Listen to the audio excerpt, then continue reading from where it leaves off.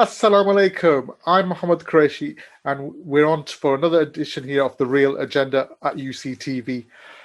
Tonight's show is going to be about the Prevent Review. Okay, Prevent is a government initiative which is to tackle extremism in society and in communities. And there's a controversial individual who's been appointed the independent reviewer of Prevent, which we'll talk about tonight. And I'll be talking about that with Dr. Layla Aitlhadj. Dr. Layla is from Prevent Watch. She's the director of Prevent Watch, and I'll have her here today. So, Dr. Layla, assalamu alaikum. Wa alaikum salam. Okay, so tell us a bit about yourself and your work at Prevent Watch. Well, I'm the director at Prevent Watch, and for those who are unaware of what Prevent Watch does, we're an NGO that provides free information and support for people who have been impacted by Prevent.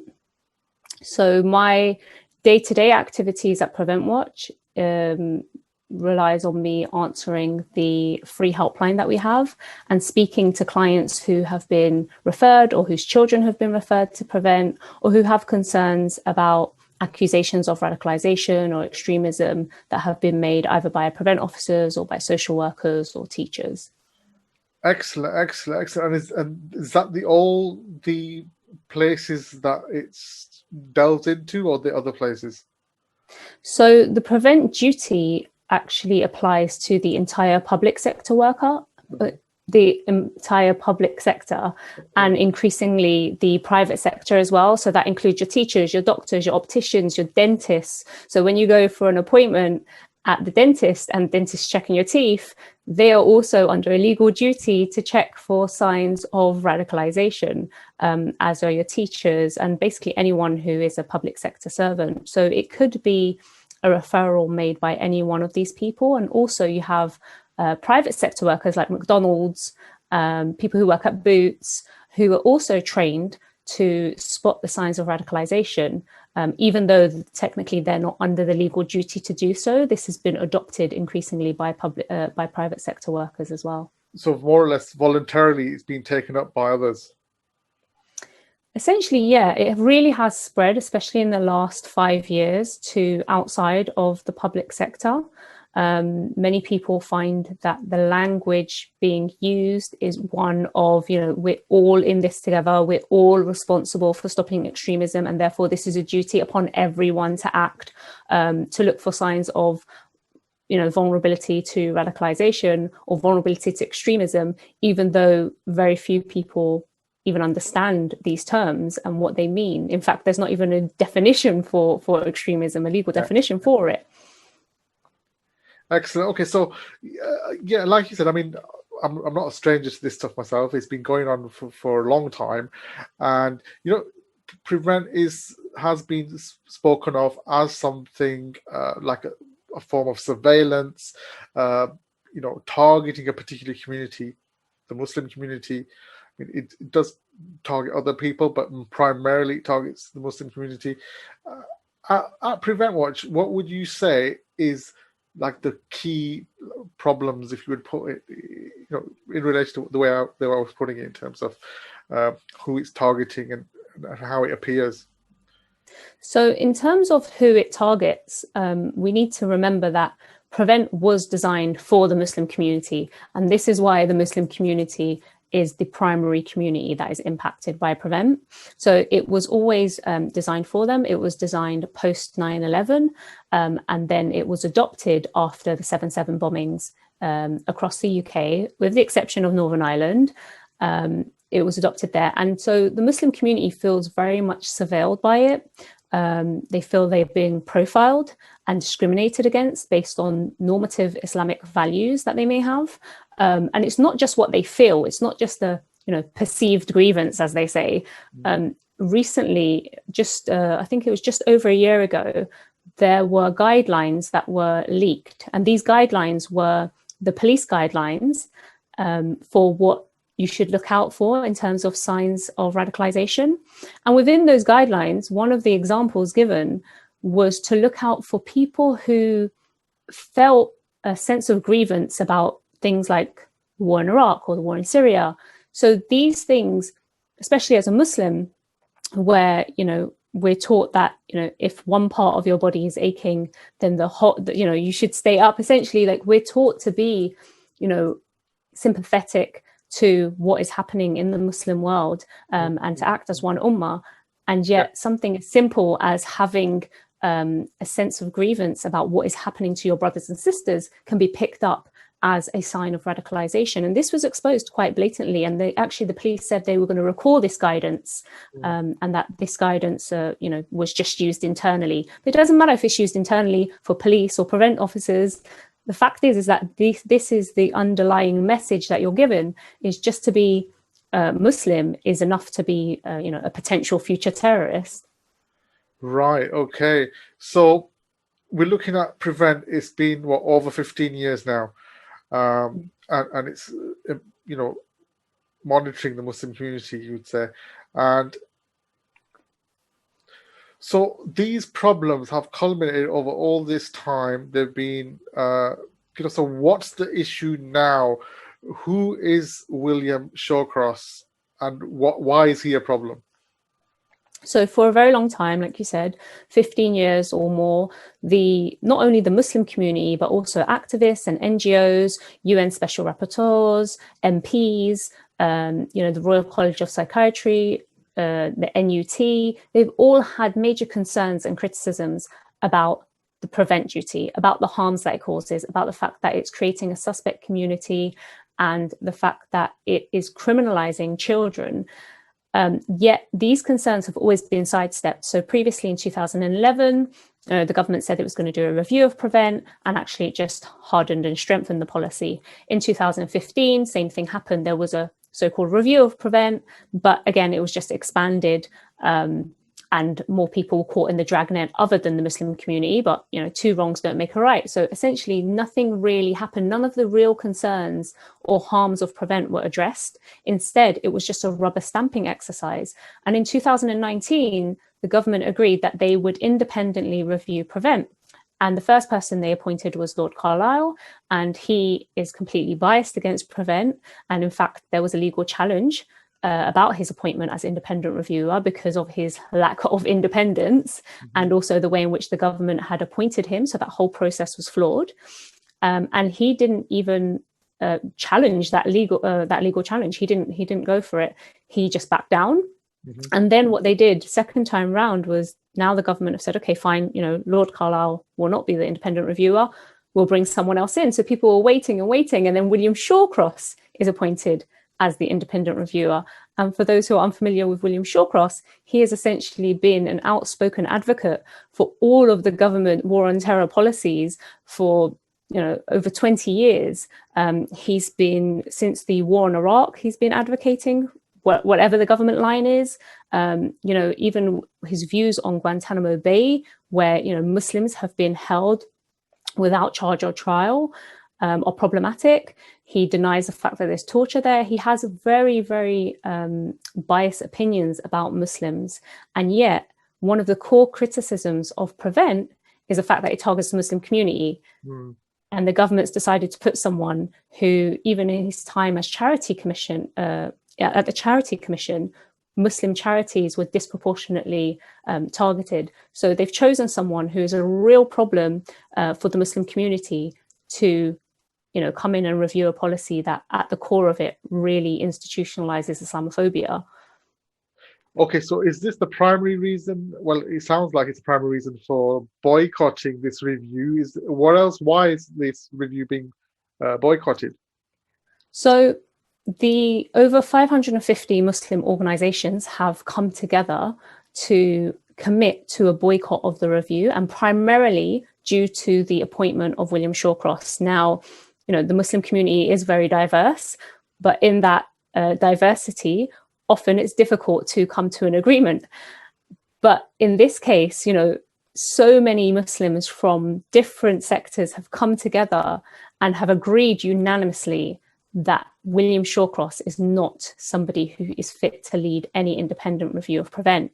And then the second point as to why people have boycotted this is because we feel now that the government has had so many chances to appoint someone. It's had almost 2 years to appoint an independent reviewer, and twice it's shown the attitude towards this independent review, first by the appointment of Lord Carlile and then by the appointment of William Shawcross. Yeah. And so we feel now that any legitimate process to review Prevent should be outside of the corridors of government, basically, because they've shown themselves to lack trust in pursuing this.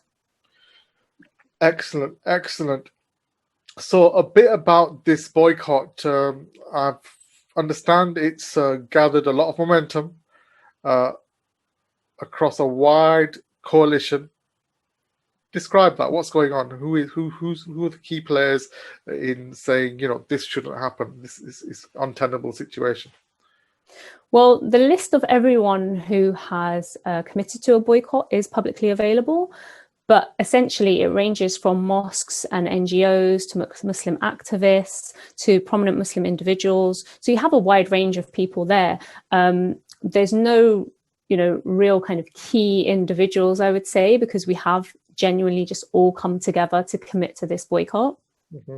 So is it true that there's individuals, for people at home, because people might not even know about this, some will be aware, some won't be aware, and, are there people or organizations who are actually already backed by Prevent, getting Prevent funding, working for Prevent, or any of those?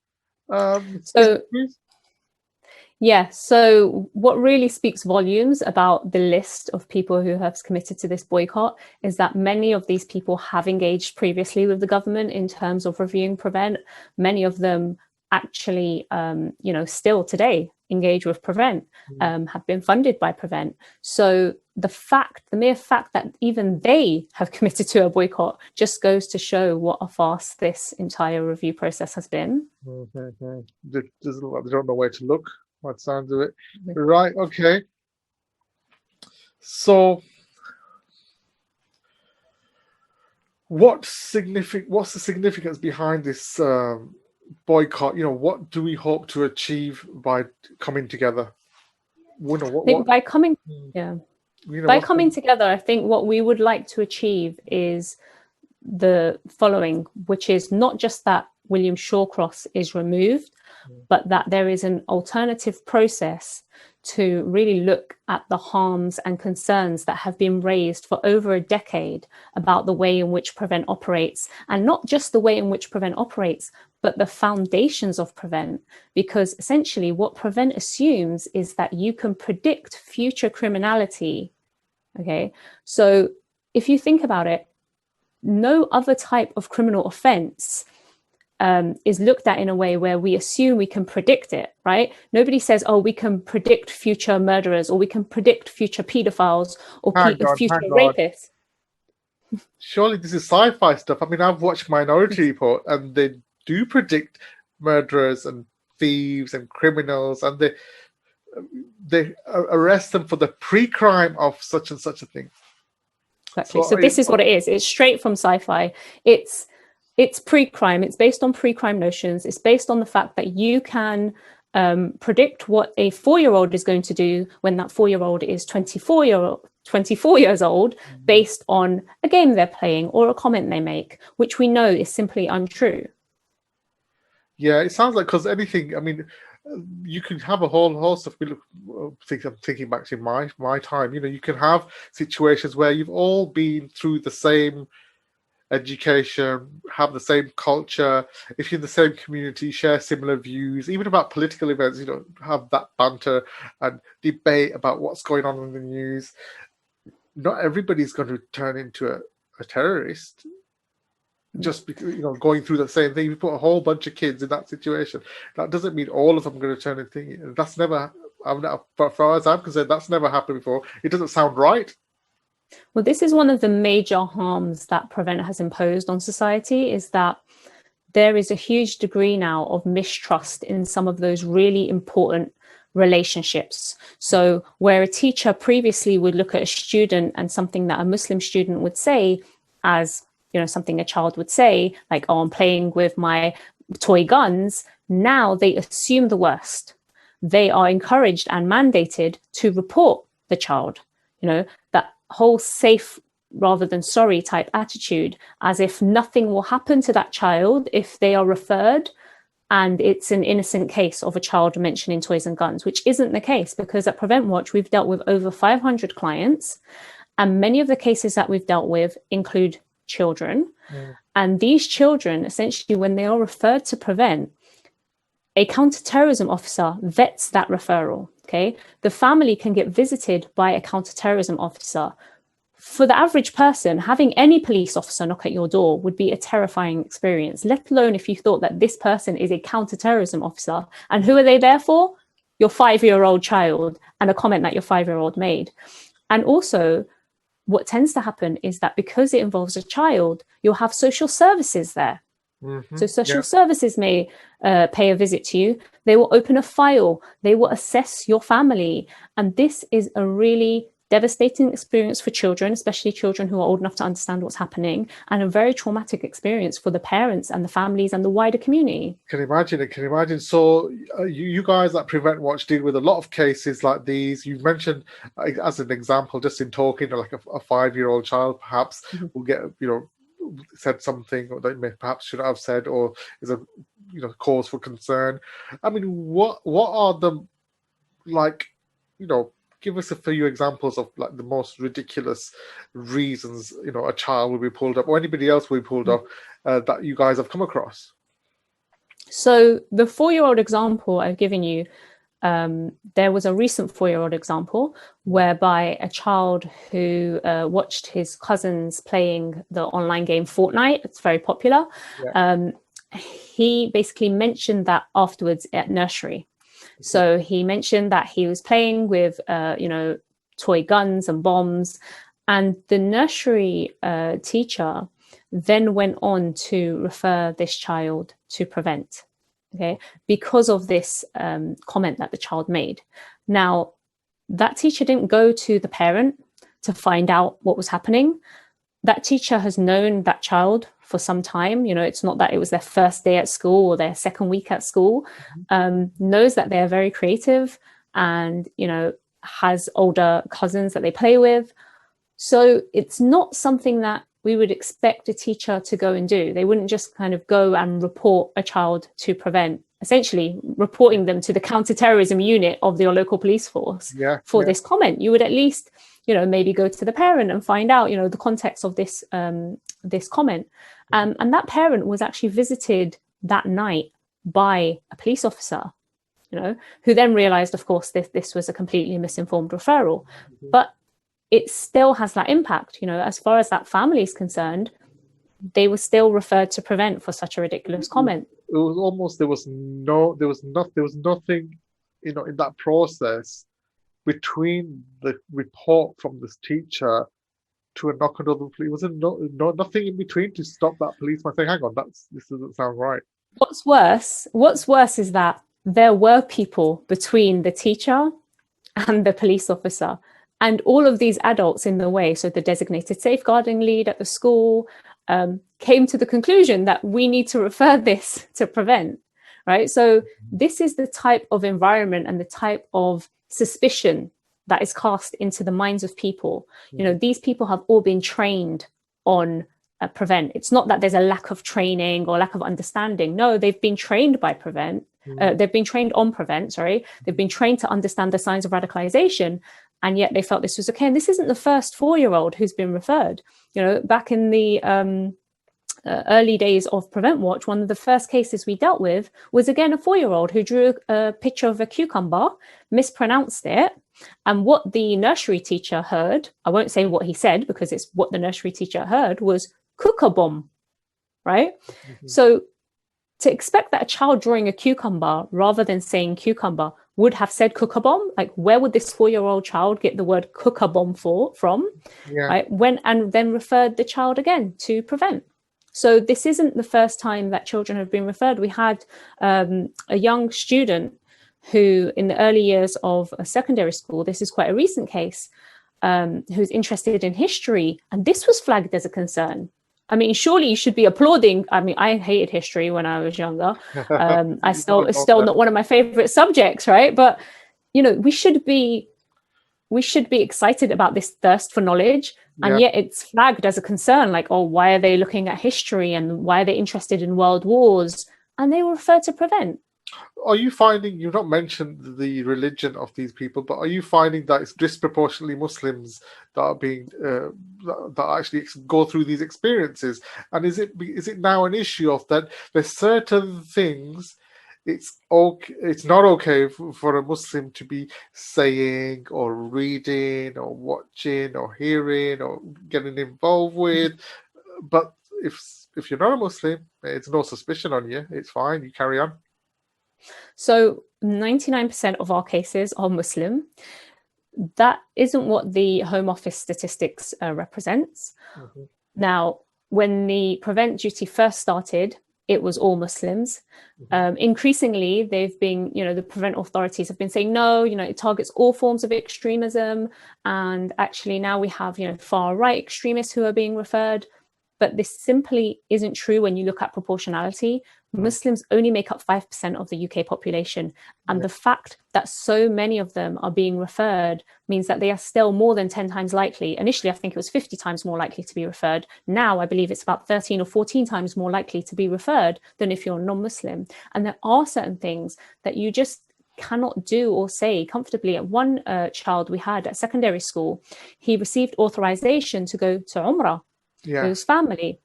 And when he came back from Umrah, he was visited by prevent officers. These are normative Islamic things. He was questioned, who did you go with? Why did you go?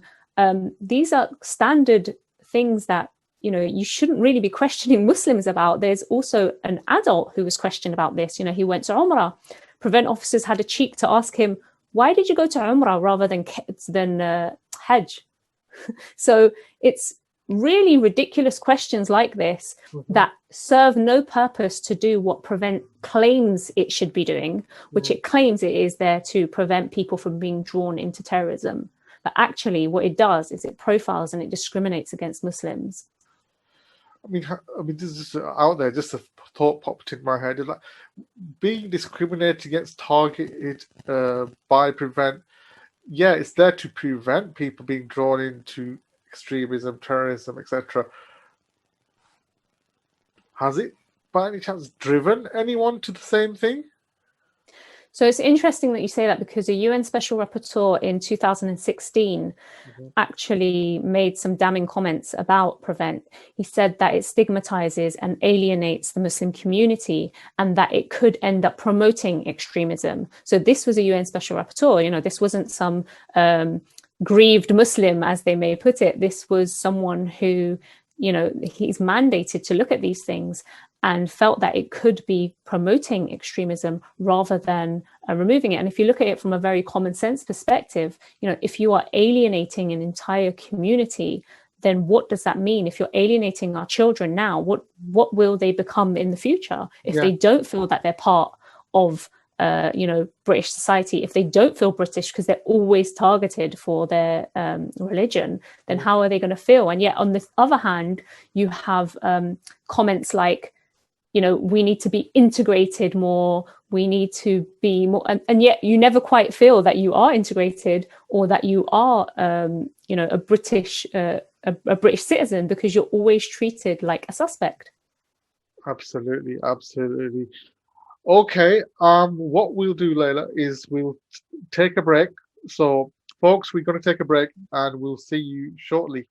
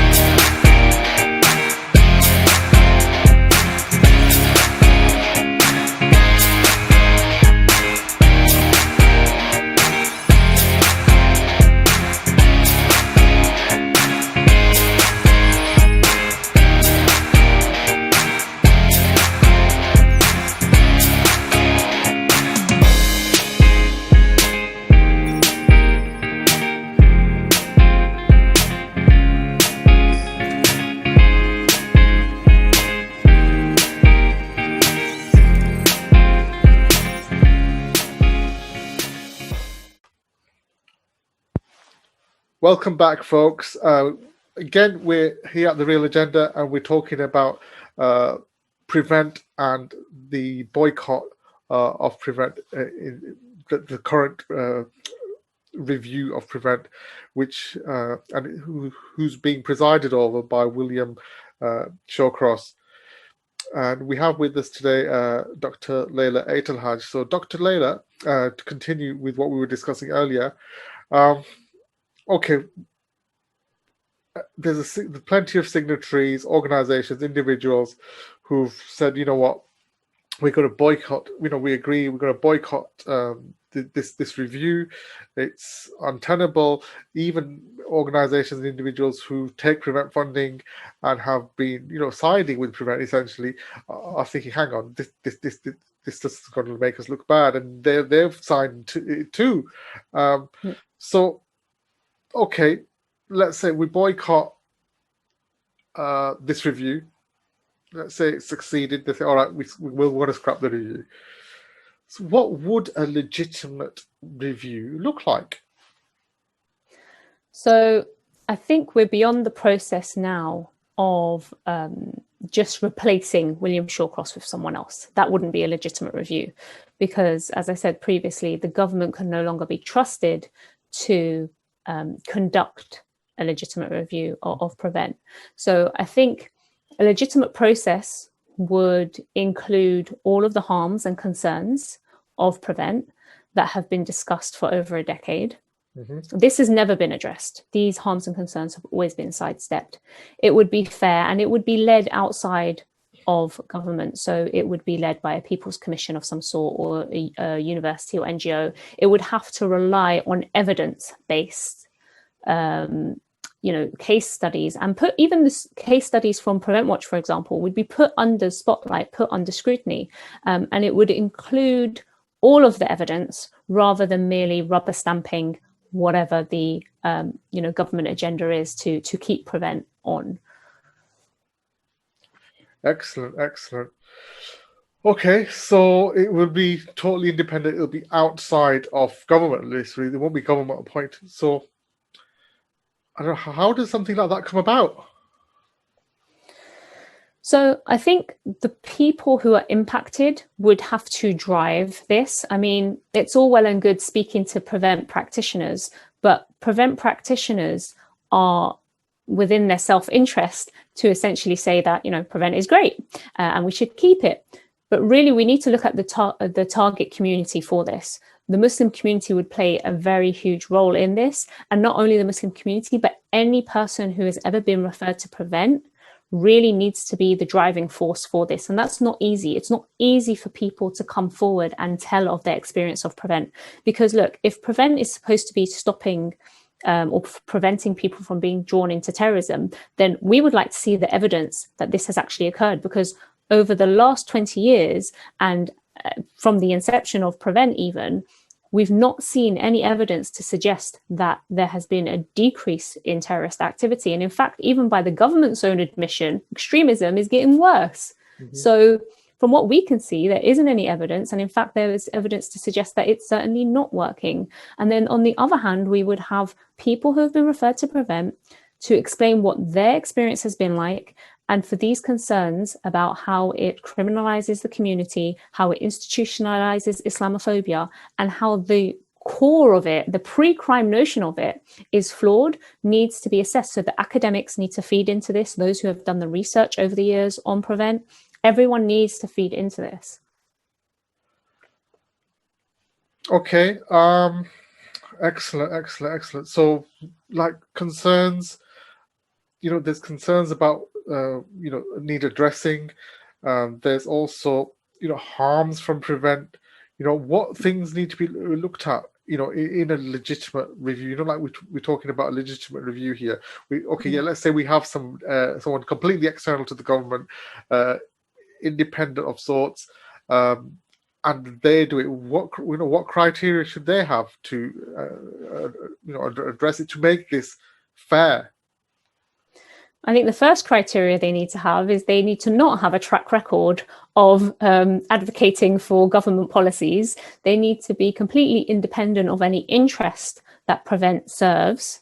And then, and not only that, but I think even perhaps relying on a single reviewer might not be sufficient. Now, I'm not suggesting that we have an alternative process, but this is certainly something that is being discussed amongst the coalition as to what this would look like. Now, just because we don't have a definitive answer as to what this would look like right now, it doesn't mean that we should opt for the alternative that's been fed to us, which is William Shawcross under the government.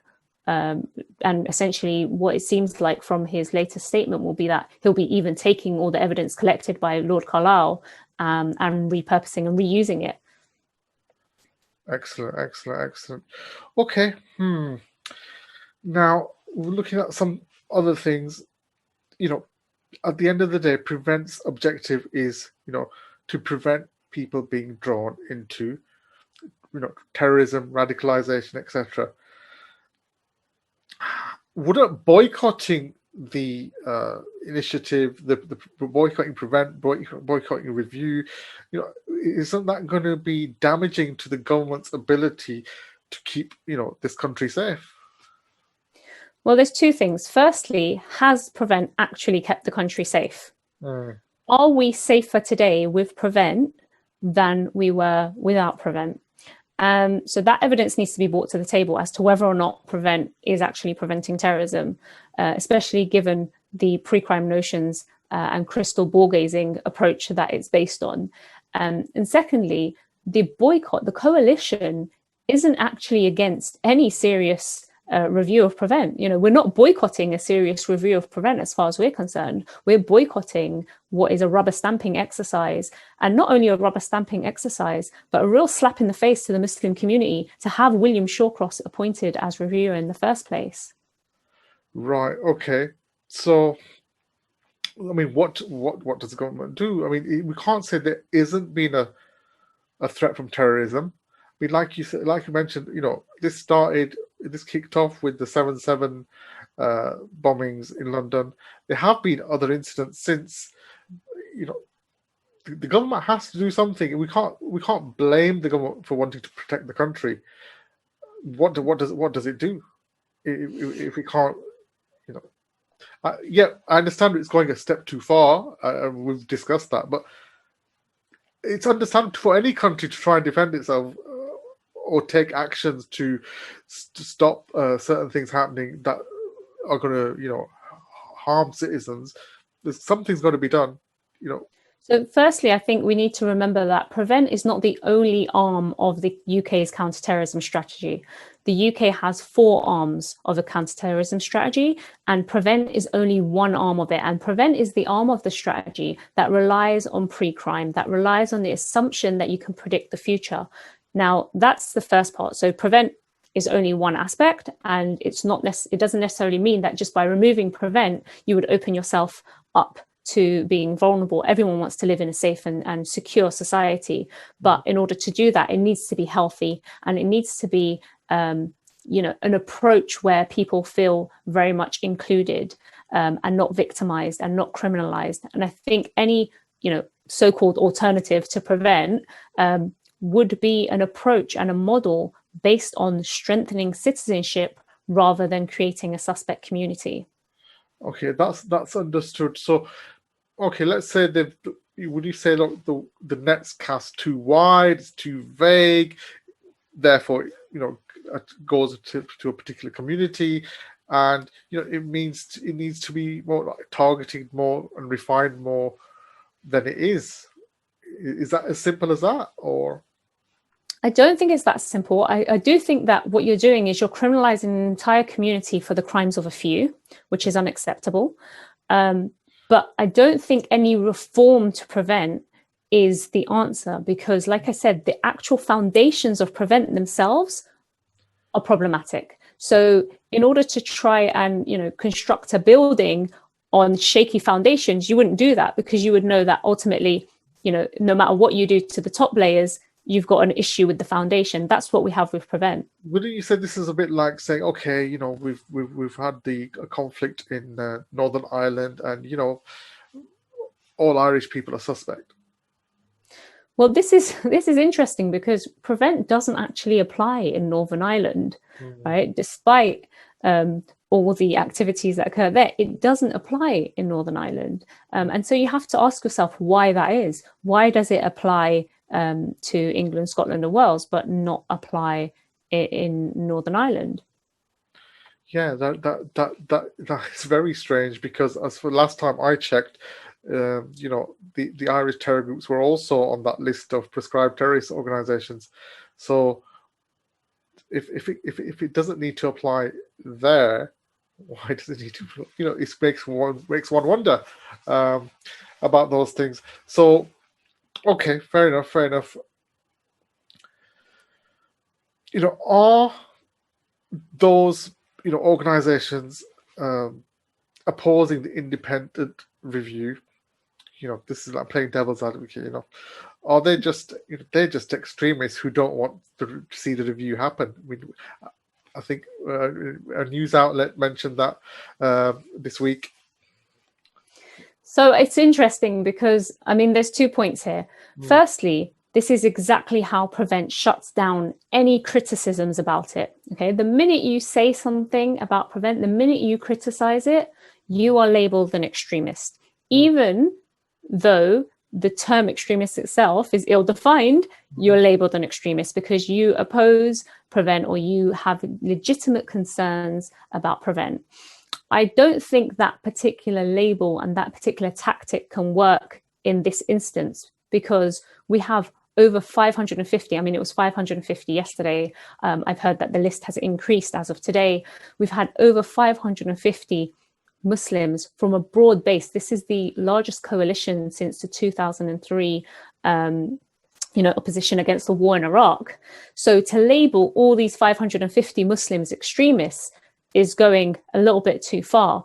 I think to suggest that anyone who critiques Prevent or has a concern about Prevent is an extremist is simply the method used to allow Prevent to continue and to go unopposed. Yeah, that's very interesting, because our experiences even here up north with events which are out to, I wouldn't say it's down to one organization. There's a few organizations and individual efforts to educate people about the detrimental effect Prevent has on the community.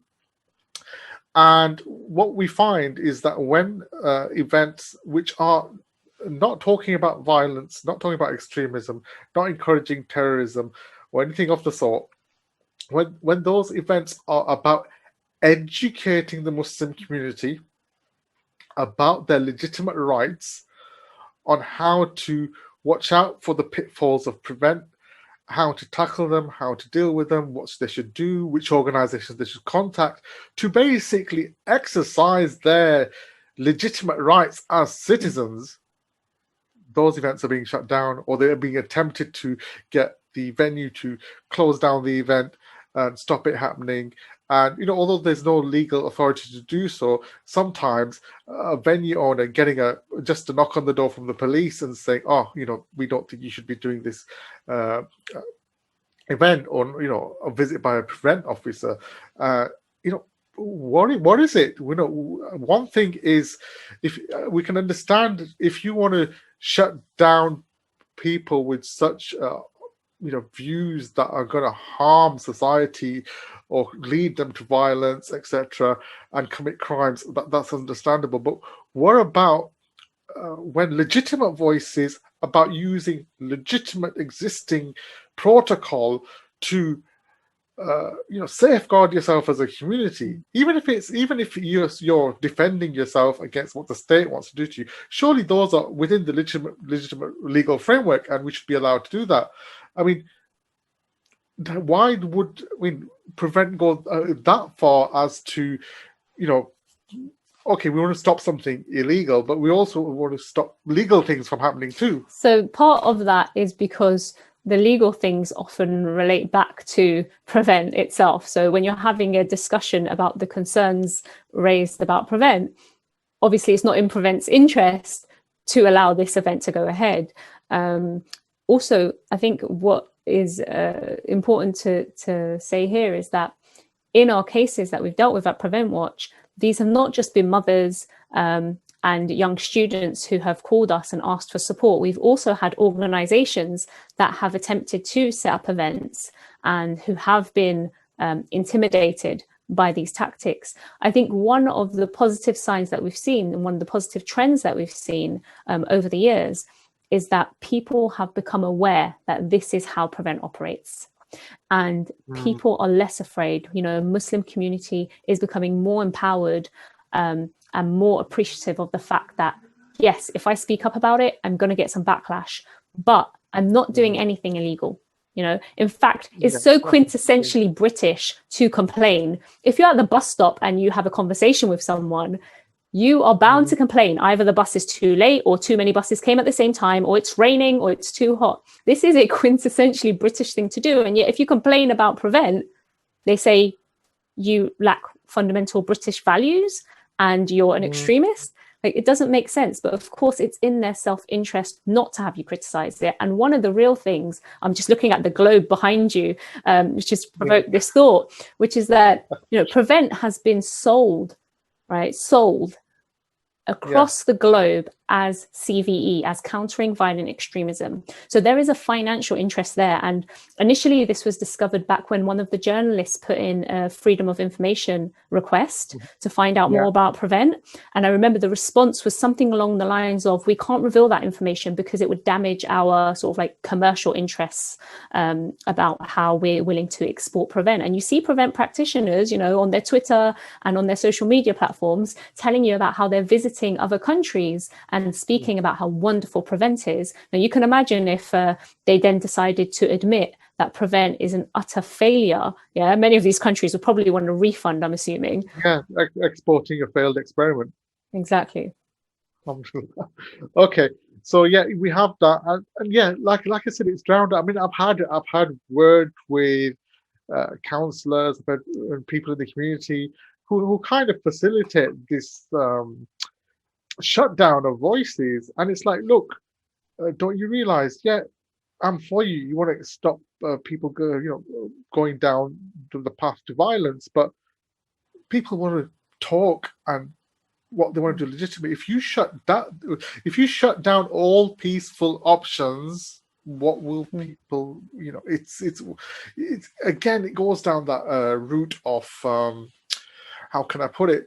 You know, if this thing where the rapporteur you mentioned from the United Nations saying that this could lead to extremism, this could lead to the very thing you're claiming you want to prevent, and this is really you know, a concern we have locally, and you know, we experience this time and time again, the thing of shutting down of voices, and it's like, surely the voice, the opinions, that's what you want to nurture. Yeah, of course, discuss it. We'd rather you be discussing things openly, transparently, you know, talking about ideas, so long as you know, you don't behave violently. That just seems a common sense way to deal with things. But you know, it's going beyond that. It's really going beyond that, and it really makes me wonder, like, are we going down? I mean, in the UK of all places, you know, are we going down that route where we're looking more and more like a Middle Eastern country that has to stop activists from voicing opinions and perhaps even being jailed for just your opinions? So I think one of the cases that we had quite recently was a mother whose teenage son had been referred to Prevent. You know, they were visited by Prevent officers, visited by social workers. And she clearly said, my child does not trust authority anymore. He does not trust. He now has this deep mistrust as a young teenager. So you can imagine the impact this is going to have long term on these people who are targeted. As for the shutting down of non-violent methods of, you know, communicating and protesting, this seems to be a very worrying trend that the UK is going down, especially with the recent news about the protest bill. Basically, I think that whole trajectory of Prevent has gone. Initially, Prevent was looking at violent extremism, and it was violent ideological extremism. And then it started to look at, non-violent ideological extremism. And now it's looking at non-violent, non-ideological extremism. So essentially what you're just doing is just throwing a net over anyone who has an opinion that goes contrary to the government of the day, and saying, you're just going to be called extremist because just having a different opinion from the government. And it suits them not to have a real solid definition of extremism, because as long as you can keep that definition of extremism fluid, then you can catch whichever community you want to, whichever outspoken group you want to. And there are many advocacy groups who have been caught up in Prevent now. So you've got cyclist groups who are being seen as, extremist groups, and all sorts of advocacy groups. And you've got Extinction Rebellion groups. So these people are all being seen as extreme. Yeah, I mean, recently we've had even basically, if you've got, in the midst of a pandemic, if you've got opinions contrary to the pandemic, or you want to protest about it, or protest the way the government is handling it, you could easily be put down that label that, okay, you're just a bunch of extremists. That's the latest bill. And that's, as though we see it separate to Prevent, it's that trajectory of taking up and legalizing these ideas, that your thoughts, your ideas, what should be your freedom of thought and your freedom of speech is going to be criminalized if it doesn't fit the status quo. Excellent. I mean, you mentioned a lot of stories about Prevent, and the focus mainly around children. I know I started that way, and even now you mentioned, I mean, does it affect, from your experience at Prevent Watch, is it affecting adults in ways, and which contexts? So there are people who have been referred to Prevent as adults, and they've been referred to Prevent by their colleagues, which is a really horrible situation, because this then damages their career. It damages their education, higher education. So yes, adults are being impacted. And I think another way that adults are being impacted is that even if you're not directly referred to Prevent, the fact that Prevent exists, and the fact that the Prevent environment, I'll call it, exists, you're constantly self-censoring. So I have parents who have never had any experience of Prevent, right? Their children have never been referred to Prevent, but they just know that Prevent exists, and they are worried because when they get a call from school, they're not thinking, oh, maybe my child banged their head and the school's called me. No, they're thinking, gosh, what did my child say? Did my child try to pray? Did my child, put on a hijab? I remember one parent telling me she called me at Prevent Watch, but she hadn't been referred, or her children been referred to Prevent. But she was just worried because her child had tried on a hijab. And the class teacher then mentioned that to the mum. She was so worried. She was like, oh, do you think she might flag it? Do you think she might flag it as a referral, as a Prevent referral? These are conversations which are actually occurring. It's like, right, you're going to school and you might be talking about something. It's like, well, don't talk about this. And we had this discussion last night because it was on the news, but don't go out talking about this in school. We're getting children to self-censor themselves, and it's ridiculous. Even to the point where, parents have said, I am not encouraging my child to wear hijab because I'm worried that when they start putting on the hijab, it will be seen as a change in behavior and a change in dress, and then this will be flagged up. And people have been referred. There was a girl who went with her family to Umrah, and when she returned back, she was a young girl, she started wearing the hijab, and she was referred to Prevent for this. Or increased religiosity, Yeah. Okay, so look, it's been great having you on the show. Thank you. And just for the people at home, who listen here, listen to what we've been saying. We're informing about the current situation with the Shawcross review and the boycotts, etc. I mean, look, for people at home, what's the best way forward? What's the take-home message tonight? I think the take-home message tonight is to speak up about any experiences that you've had about Prevent or had with Prevent.